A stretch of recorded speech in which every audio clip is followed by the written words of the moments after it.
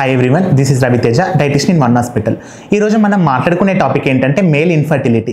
అంటే చాలామంది పురుషుల్లో ఏమవుతుందంటే వాళ్ళకి టెస్టోస్టిరాన్ హార్మోన్ తగ్గడం వల్ల ఇన్ఫర్టిలిటీ ప్రాబ్లమ్స్ వస్తున్నాయి. దానికి ముఖ్య కారణం ఏంటో ఇప్పుడు తెలుసుకుందాము. ఈ రోజులలో చాలామంది స్ట్రెస్కి గురవుతున్నారు. దానికి కారణంగా మన లోపల ఉన్న స్పర్మ్ కౌంట్ అనేది తగ్గుతుంది. దాన్ని మనం ఏమంటామంటే అజ్మోస్పర్మియా ఆర్ అజోస్పర్మియా అంటాము. అంటే ఏంటంటే మన నార్మల్గా వన్ ఎజాక్యులేషన్లో మనకి 15 millions of sperms to excess sperms అనేవి రిలీజ్ అవుతూ ఉంటాయి. అలా కాకుండా వన్ ఎజాక్యులేషన్లో మనకి very less amount of sperms release అయినప్పుడు మనం దాన్ని మేల్ ఇన్ఫర్టిలిటీగా అంటూ ఉంటాము. అలాంటప్పుడు మనము ఎలాంటి డైట్ తీసుకుంటే మనకి ఇన్ఫర్టిలిటీ ప్రాబ్లమ్స్ తగ్గుతాయో ఇప్పుడు తెలుసుకుందాము. ఎప్పుడైతే మనకి స్పర్మ్ కౌంట్ టెస్ట్ చేయించుకున్నప్పుడు మనకి స్పర్మ్ క్వాలిటీ సరిగా లేకున్నా దాని షేప్ అంటే హెడ్, టెయిల్, నెక్ అనే పార్ట్స్ సరిగా లేనప్పుడు మనకి దానికి ఫర్టిలిటీ ప్రాబ్లమ్స్ వస్తూ ఉంటాయి. అలాంటప్పుడు ఈ స్పర్మ్ లోపలికి వెళ్ళిన తర్వాత కూడా ఓవంతో ఫర్టిలైజ్ కాదు. అలాంటప్పుడు ప్రాపర్ ఎంబ్రియో ఫామ్ కాక బేబీ అనేది సరిగ్గా ఫామ్ కాక ఉంటుంది. అలాగే ఫర్టిలిటీ ఇష్యూస్ కూడా వస్తూ ఉంటాయి.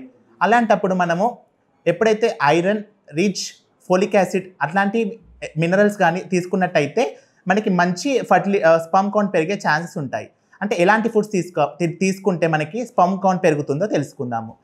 ఎప్పుడైతే sperm count less or azoospermia కండిషన్లో ఉంటున్నారో అప్పుడు మనము ఫిష్ కానీ, ఎందుకంటే ఫిష్లో good amount of omega 3 fatty acids ఉంటాయి. దాంతోపాటు మనకి స్పర్మ్ డెవలప్మెంట్ అండ్ స్ట్రక్చర్కి కూడా ఉపయోగపడుతుంది.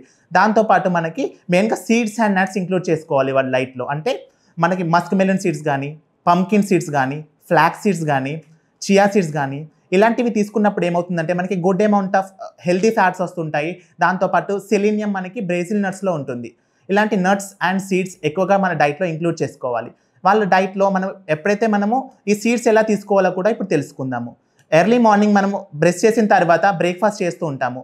ఆ బ్రేక్ఫాస్ట్లో మనము మోస్ట్లీ సలాడ్స్ ప్రిఫర్ చేయాలి. అంటే కుకుంబర్ సలాడ్ కానీ, వెజిటేబుల్ సలాడ్స్ కానీ, స్ప్రౌట్ సలాడ్స్ కానీ ఇలాంటివి తీసుకున్నప్పుడు మనం 2 tablespoon of mixed nuts and seeds కానీ మన సలాడ్లో చేర్చుకొని బ్రేక్ఫాస్ట్లో తీసుకుంటే మనకి good amount of protein plus మనకి good amount of enzymes, minerals అందుతాయి. అలాంటప్పుడు మన బాడీలో ఇమ్యూనిటీ శాతం పెరిగి మనకి స్పర్మ్ కౌంట్ పెరిగే శాతం కూడా ఎక్కువగా ఉంటుంది.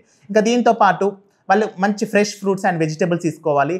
మెయిన్గా సిట్రస్ ఫ్రూట్స్ ఎక్కువగా తీసుకోవాలి. అంటే వైటమిన్ సి ఉన్న ఫ్రూట్స్ తీసుకోవాలి. అది ఆరెంజ్ కానీ, లెమన్ కానీ ఎక్సెట్రా అదర్ సిట్రస్ ఫ్రూట్స్ వాళ్ళ డైట్లో ఇంక్లూడ్ చేసుకున్నప్పుడు కూడా వాళ్ళ స్పర్మ్ కౌంట్ అనేది పెరుగుతుంది. అలా కాకుండా ఎప్పుడైతే వీళ్ళు ఎక్కువగా స్ట్రెస్ తీసుకుంటారో, ఎక్కువగా ఆల్కహాల్ కానీ, స్మోకింగ్ కానీ, స్టెరాయిడ్స్ కానీ అలాంటివి తీసుకుంటారో అప్పుడు వాళ్ళ హార్మోన్ బ్యాలెన్స్, టెస్టోస్టెరాన్ కంటెంట్ కూడా తగ్గుతుంది. అలాంటప్పుడు ఎప్పుడైతే మీరు ఫర్టిలిటీ అంటే సంతానం కోసం ప్రయత్నిస్తున్నారో అప్పుడు మీ డైట్ అనేది బ్యాలెన్స్డ్ డైట్గా ఉండాలి. అంటే ప్రాపర్ న్యూట్రిషన్ ఫుడ్ తీసుకోవాలి. డైట్లో ప్రాపర్ హైడ్రేషన్ ఉండాలి. అంటే వాటర్ కంటెంట్ ఎక్కువగా తీసుకోవడం కానీ, good amount of water rich vegetables, fruits తీసుకోవడం కానీ ఇలాంటివి చేస్తే మన టెస్టోస్టెరాన్ కాంటెంట్ అనేది పెరిగి స్పర్మ్ క్వాలిటీ కూడా ఇంప్రూవ్ అవుతుంది.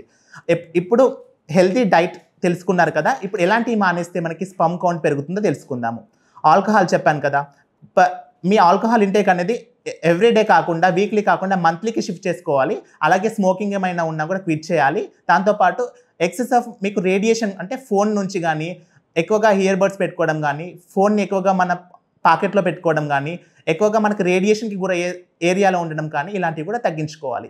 ఎందుకంటే మనకి టెస్టాకిల్స్ అనేవి అబ్డోమినల్ రీజియన్లో ఉంటుంది కాబట్టి ఎప్పుడైతే మనకి అబ్డోమినల్ రీజియన్లో మనకి రేడియేషన్ ఎక్కువగా ఎఫెక్ట్ అవుతుందో అప్పుడు మనకి ఏమవుతుందంటే ఆ లాట్ ఆఫ్ రేడియేషన్కి స్పర్మ్ అనేది డ్యామేజ్ అవుతూ ఉంటుంది. స్పర్మ్ స్ట్రక్చర్ కానీ, షేప్ కానీ ప్రాపర్గా ఉండదు. దానికోసం మనం రేడియేషన్ నుంచి దూరంగా ఉండాలి. దాంతో కాకుండా ప్రతిరోజు ఫిజికల్ యాక్టివిటీ చేసుకోవాలి. అంటే ప్రొద్దున లేసి వాకింగ్ చేసుకోవడం కానీ, వెల్ బ్యాలెన్స్డ్ డైట్ తీసుకోవడం కానీ, మంచి న్యూట్రిషన్స్ ఫుడ్ తీసుకోవడం కానీ ఇలాంటివి చేసినట్టయితే మీ స్పర్మ్ క్వాలిటీ అండ్ కౌంట్ పెరిగే మనకి ఛాన్సెస్ ఉంటాయి. Thank you.